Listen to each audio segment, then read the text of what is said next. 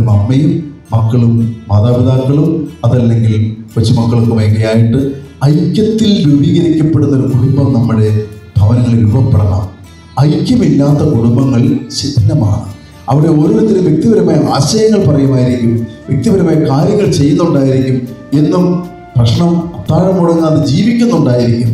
പക്ഷേ സ്നേഹമുണ്ടാകുകയില്ല, ഉയർച്ച ഉണ്ടാകുകയില്ല, ഐശ്വര്യം ഉണ്ടാകുകയില്ല.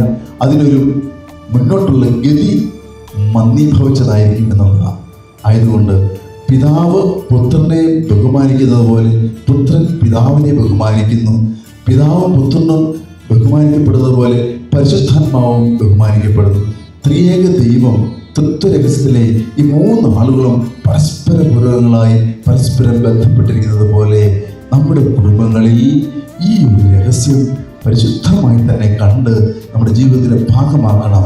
വ്യക്തിപരമായ ആശയങ്ങളോ വ്യക്തിപരമായ ആദർശങ്ങളോ ഒന്നും നമ്മൾ കുടുംബങ്ങളിലേക്ക് കൊണ്ടുവന്ന് അത് വേരൂന്നി വളരാൻ തക്ക വിധം മറ്റുള്ളവരുടെ ജീവിതത്തെ മാനിക്കാത്ത, അല്ലെ മറ്റുള്ളവരെ ഉൾക്കൊള്ളാത്ത, ഭാര്യയെ ഉൾക്കൊള്ളാത്ത, മക്കളെ ഉൾക്കൊള്ളാത്ത, അല്ലെങ്കിൽ പരസ്പരം ചേർന്ന് നിൽക്കാൻ സാധിക്കാത്ത വിധമുള്ള വിഘടിതമായ ചിന്തകളും ആലോചനകളും പ്രവർത്തന ശൈലികളുമൊക്കെ നമ്മുടെ കുടുംബങ്ങളിലുണ്ടെങ്കിൽ അത് നമ്മുടെ മേൽഗതികളെ തടസ്സപ്പെടുത്തും.